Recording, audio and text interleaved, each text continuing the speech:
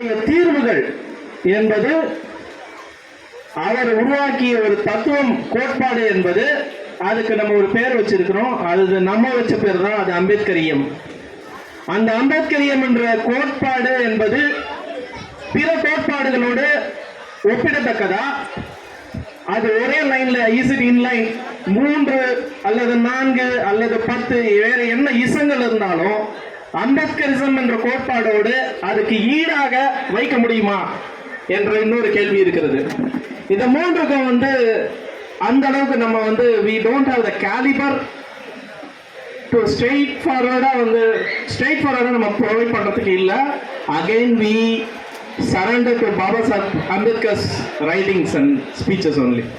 அவருடைய சொற்கள், பேச்சுகள், எழுத்துக்கள் இருந்தே அவரே விளக்குறார். ஒரு குழந்தைக்கு ஃபேரக்ஸ் இல்லைன்னா அந்த கிரைப் வாட்டர் ஸ்பூன்ல ஊட்டுற மாதிரி அவரே ஊட்டுறார்.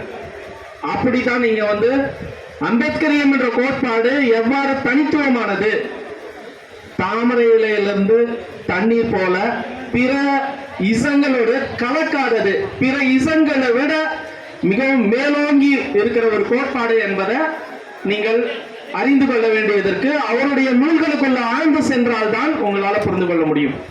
மூன்றாவது, அவர் ஒரு ஆளுமை என்பதை என்னென்ன வரையறைக்குள்ள இருந்து நீங்க பாக்குறீங்கன்றது இருக்குது. அவர் ஒரு ஹிஸ்டோரியன், அவர் ஒரு பிலந்திரபிஸ்ட், அவர் ஒரு பிராக்மேட்டிஸ்ட், அவர் ஒரு